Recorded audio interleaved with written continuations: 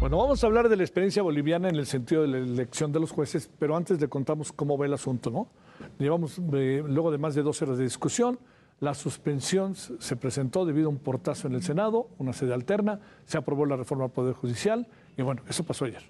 Ahora la iniciativa está en los estados, ¿no? En diferentes congresos, tiene que ser aprobada, le recuerdo, por 17 de los congresos para luego regresar al Poder Ejecutivo y convertirse en ley. ¿Qué es lo que sucede? A menos que aparezca algún amparo, no lo creo, o medida legal que suspenda sus efectos, no lo creo. El senador de la oposición que votó a favor de la reforma judicial fue Miguel Ángel Yunes Márquez, quien al inicio de la sesión ordinaria pidió licencia para ausentarse del Senado porque estaba malo de la columna vertebral. Eso dijo. Pero fíjese lo que son las cosas. Eso lo dijo en la mañana y a las 4 o 5 horas estaba rechinando de limpio. Ya estaba ahí. Bueno, de una discusión de la iniciativa, se reincorporó a sus funciones, y ya lo sabe, en la sede alterna de Jicotencatl, ahí fue donde ya se dio la votación, dio su explicación, está en la libertad de hacerlo, pero la clave es qué de vericuetos para llegar, lo que inevitablemente lleva a pensar la gran cantidad de interrogantes que genera esta decisión.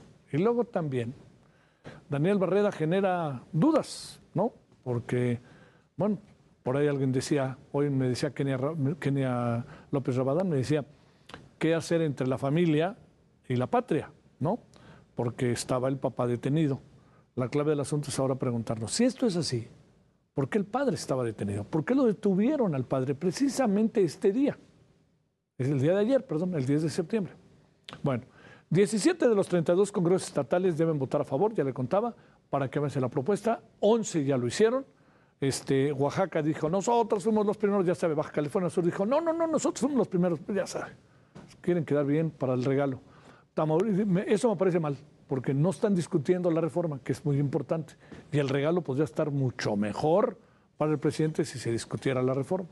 Tamaulipas, Nayarit, Colima, Tabasco, Quintana Roo, Baja California, ahí los tiene usted, Morelos, Baja California Sur, ya le dije, no, Oaxaca. Luego Baja California Sur, Colima, Quintana Roo, acá, Nayarit, Oaxaca, Veracruz, Yucatán, Tabasco, Tamaulipas. Están, digamos, el primero, señor gobernador, que yo sé que usted quiere allí en Oaxaca, etcétera. Bueno, el primero fue Oaxaca. Fue rechazado en Querétaro, en el Congreso es mayoría de Acción Nacional y además ahí tiene un gobernador del PAN que sí es fuerte. La única entidad entonces que lo ha rechazado fue Querétaro. En estados como Nuevo León se analizará hasta el próximo martes, San Luis Potosí, este viernes, y se registraron disturbios afuera de algunos congresos. Baja California, por ejemplo, Puebla y lo que vimos al inicio de Yucatán. Uno de los países que eligen por voto popular a sus jueces y magistrados es Bolivia. Le hemos pedido al señor José Antonio Rivera, ex magistrado del Tribunal Constitucional en Bolivia, docente universitario en Derecho Constitucional, que nos hable de esta experiencia, ya que nosotros no vamos a ir a esa experiencia, ya estamos en esa experiencia de jueces elegidos directamente. José Antonio Rivera, ex magistrado, ¿cómo está usted? Muy buenas noches, gracias que participa aquí en México con el Heraldo, gracias. Buenas noches, querido Javier. Para mí un placer participar en el programa para compartir una experiencia no muy grata, por si acaso, porque en el Estado Plurinacional de Bolivia tenemos una normativa que prevé, primero, la elección por voto popular solamente de magistrados de las altas cortes del Estado, del Tribunal Constitucional Plurinacional, del Tribunal Supremo de Justicia, del Tribunal Agroambiental y los consejeros del Consejo de la Magistratura.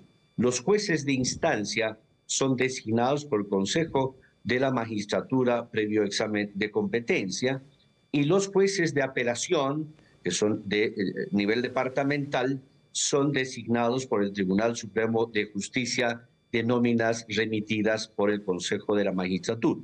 Entonces, respecto a la elección por voto popular de los magistrados, ya hemos tenido 2 aplicaciones en las elecciones judiciales de 2011 y las elecciones judiciales del 2017.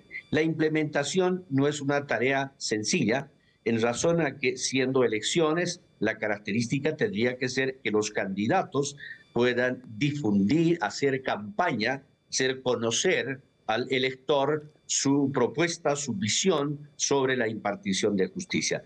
La legislación electoral prohíbe a los candidatos realizar campaña.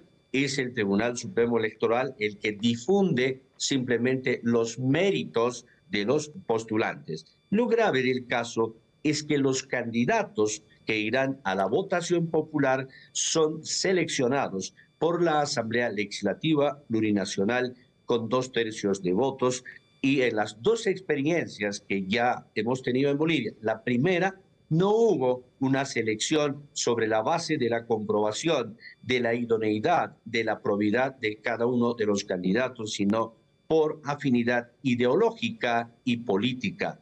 El resultado de ello fue la reacción ciudadana de rechazar el sistema a través del voto nulo, de manera que al final del proceso el 64% de los votos fueron nulos y blancos y apenas un 34% de votos válidos dirigidos a los candidatos. De manera que el candidato que más votación obtuvo fue del 15% sobre los votos válidos, 9% sobre el total de votos emitidos y apenas un 7% sobre el padrón electoral.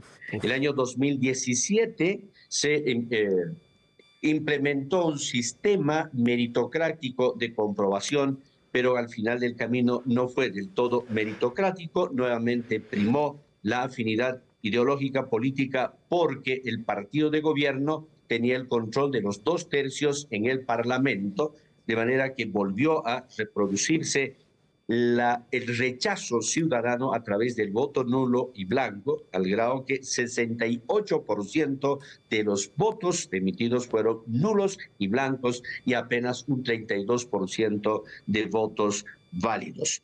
Los magistrados que fueron electos a través de este sistema han ejercido sus funciones sin independencia, sin la debida imparcialidad, con una manifiesta subordinación al poder político, de manera que hoy en el Estado boliviano tenemos una crisis estructural del sistema judicial estatal.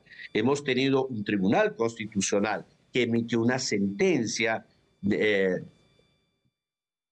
dejando inaplicables las normas de la Constitución que ponían límites a la reelección presidencial a una sola vez, levantando ese límite con el argumento de que existe un derecho humano a la reelección indefinida. Fue una sentencia vergonzosa que nos llevó a una crisis social y política que enfrentamos los bolivianos en octubre del año 2019. En el segundo periodo, los magistrados electos para el periodo 2018-2023 emitieron una declaración constitucional autoprorrogándose el mandato por haber ya fenecido el periodo constitucional señalado por la Constitución. Y hoy nos encontramos en un proceso fallido, con muchas dificultades, de realizar la tercera elección por voto popular a las y los magistrados, que está programado para el 1 de diciembre de este año. A ver, está interesantísimo, magistrado, porque ahora sí que para allá vamos, como usted lo sabe. Déjeme preguntarle, de lo que usted ha podido conocer, de lo que ha podido informarse de la reforma al Poder Judicial mexicana, ¿cree que podríamos tener un destino similar al que ustedes han vivido? Porque me pregunto, ¿qué va a pasar el 1 de diciembre con ustedes? Digo, con nosotros estamos preguntándolo desde hace varios tiempos, pero digamos, ustedes ya echaron a andar un mecanismo que por lo que se ve no ha dado el resultado original, el que se pensó. A ver, ¿qué alcanza a ver de esas dos cosas? ¿Qué puede pasar ese 1 de diciembre en Bolivia? Pero también preguntarle sobre todo de la mucha información que tiene, ¿qué presume que puede pasar en el caso mexicano?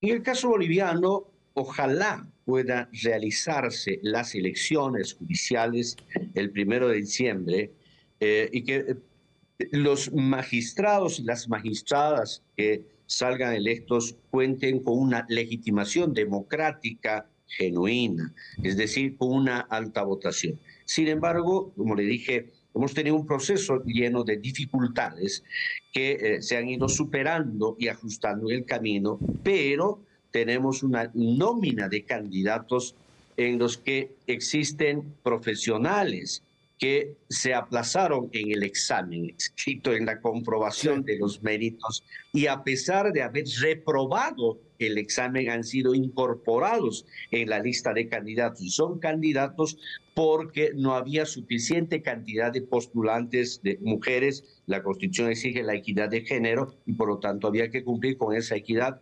Hay departamentos en los que no hay candidatas mujeres y hay departamentos en los que candidatos que reprobaron el examen han ingresado a la nómina por autoidentificación con un pueblo indígena originario campesino, lo que ya motiva un rechazo ciudadano que puede reproducir las malas experiencias, ingratas experiencias del año 2011 y del año 2017, y no tenemos mucha seguridad de dotarnos de verdaderos magistrados, magistradas que puedan desempeñar sus funciones con independencia, con imparcialidad, pero fundamentalmente con idoneidad, con probidad para impartir justicia oportuna, eficaz, eficiente.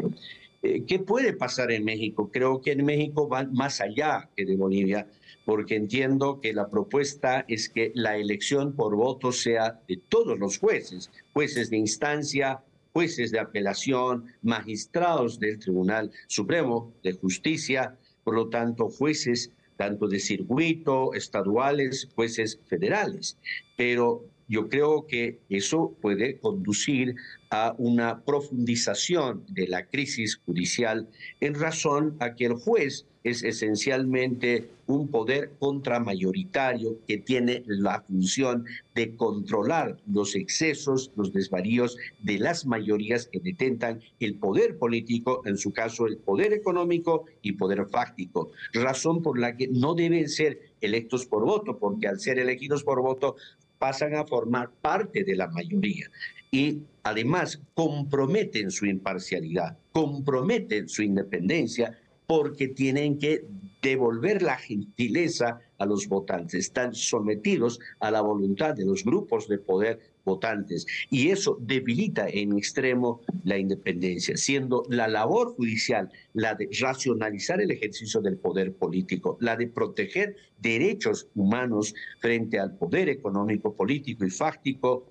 El juez tiene que ser seleccionado y designado sobre la base de los estándares mínimos internacionales establecidos por la Corte Interamericana, por el Relator Especial de Naciones Unidas para la Independencia Judicial, que son estándares referidos a la comprobación pública y transparente del conjunto de idoneidades y de la probidad con que deben estar dotadas las autoridades judiciales para impartir justicia con independencia, con imparcialidad, con prontitud, con transparencia y oportunidad. Lo que nos espera, ¿verdad, ex magistrado? ¿No? José Antonio, lo que nos espera, ¿verdad? Sí, nos espera una incertidumbre. Eso tuvimos los bolivianos, lo estamos comprobando. Los que estuvimos en contra, uno de los que yo escribí mucho cuando era proyecto de la Constitución, cuando se aprobó como crítica y oposición, el tiempo me dio la razón. Yo dije, no es el mejor mecanismo la elección por voto, porque en la Francia revolucionaria, en la Constitución de 1791, introdujeron la elección por voto de los jueces en Francia. A los 3 años tuvieron que reformar el año 1794 para eliminar la elección por voto popular de los jueces porque comprobaron que no era el mejor mecanismo, el mejor medio para designar estas autoridades que cumplen un rol importantísimo en un Estado constitucional de derecho. Magistrado, le mando un gran saludo y mi agradecimiento como la vez pasada y esta y las veces que lo estemos buscando. Muchas gracias que estuvo con nosotros. Saludos hasta Bolivia. Un abrazo desde Bolivia y que esté bien. Buenas noches. Gracias.